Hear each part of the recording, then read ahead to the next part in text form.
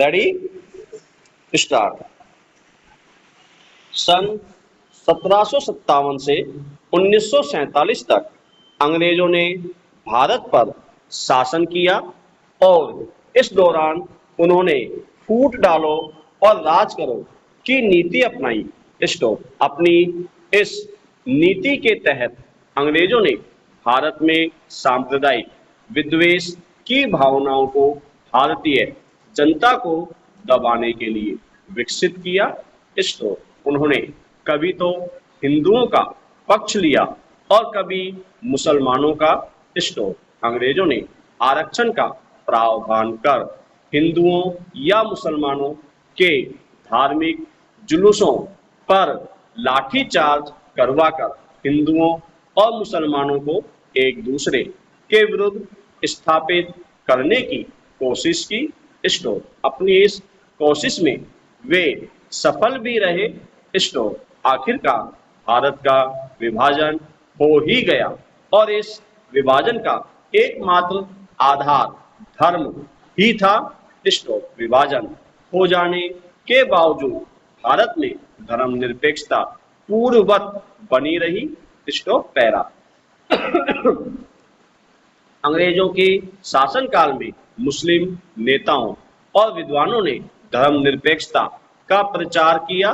इस काल में नजीर अहमद, मोहम्मद इकबाल, अल्ताफ हुसैन हाली आदि ऐसे कुछ व्यक्ति थे जिन्होंने धर्मनिरपेक्षता के प्रचार में सक्रिय सहयोग दिया।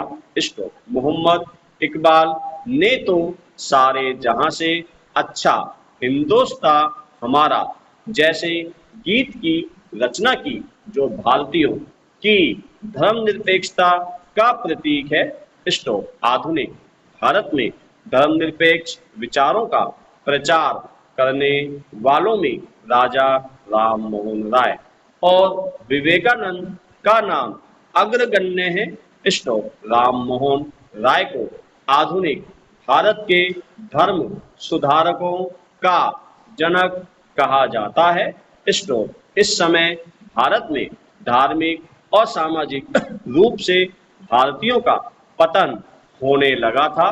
विवेकानंद ने धर्मनिरपेक्षता का प्रचार न केवल भारत में किया अपितु विदेशों में भी उसे सम्मानजनक स्थान दिलाया।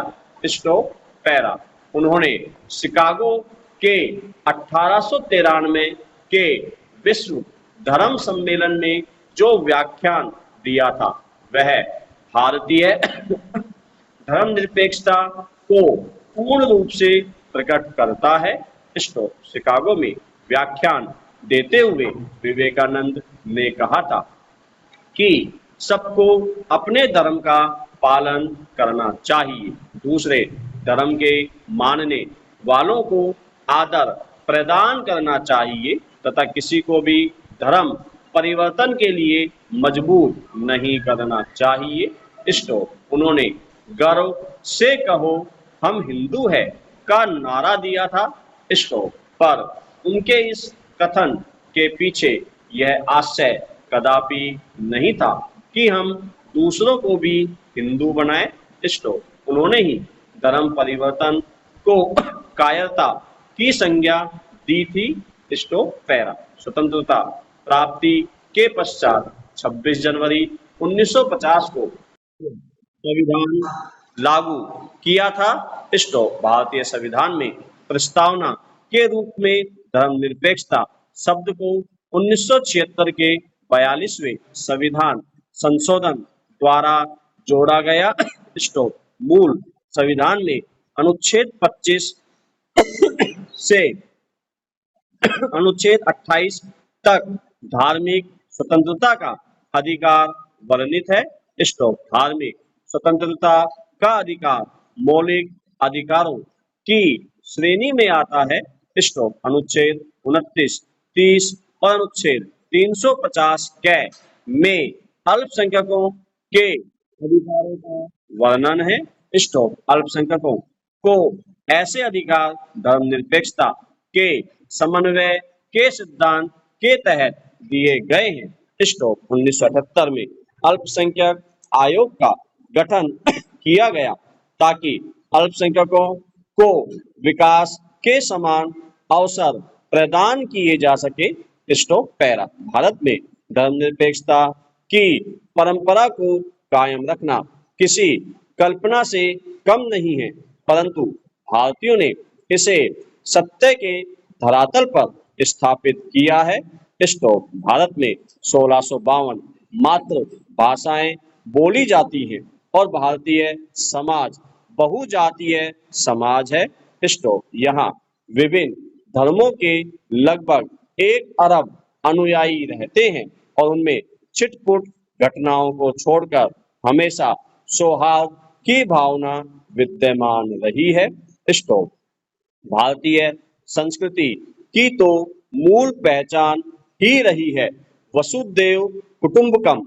स्टॉप भारत में मुसलमान, ईसाई, पारसी, यहूदी आदि जो भी आए सबका हार्दिक स्वागत किया गया।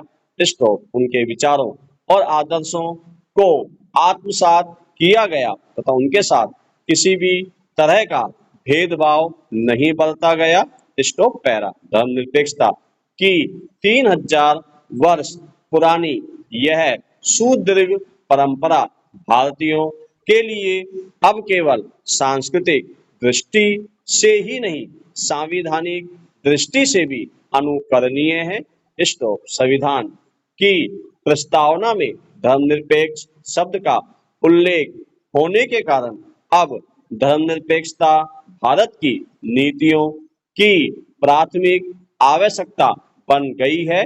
स्टॉप क्योंकि अब यह देश के अस्तित्व के साथ जुड़ गई है।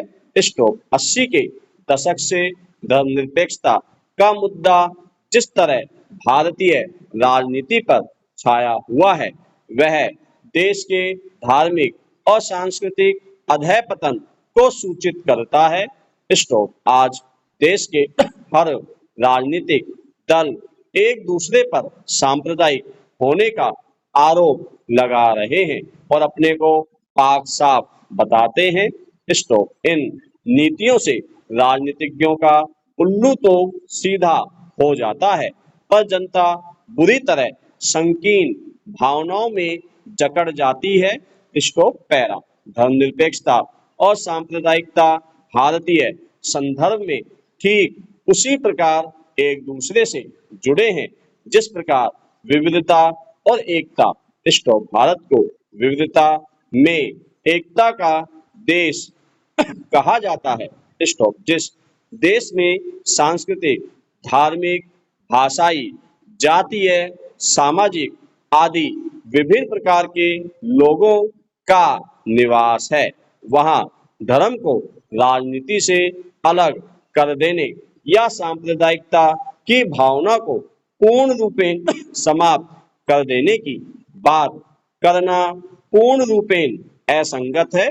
स्टॉप पैरा जिस देश में ऋग्वेदिक काल में ही आर्य एवं अनार्य के आधार पर सांप्रदायिक भावनाओं की स्थापना हो गई हो और वर्तमान में बहुसंख्यकों एवं अल्पसंख्यकों में बहुत बड़ा अंतर हो वहां बहुसंख्यकों की अनदेखी करना आत्मघाती कदम ही तो है। स्टॉप हाँ इस संदर्भ में यह ध्यातव्य है कि बहुसंख्यकों के साथ साथ अल्पसंख्यकों के हितों को भी समान महत्व प्रदान किया जाना चाहिए। स्टॉप फिर जिस देश की मूल जनता को मध्यकाल में तुर्कों एवं मुगलों द्वारा तथा आधुनिक काल में अंग्रेजों द्वारा सताया जाता रहा है वहां की राजनीति में धार्मिकता और सांप्रदायिकता का समावेश स्वतः ही हो जाना असंगत है।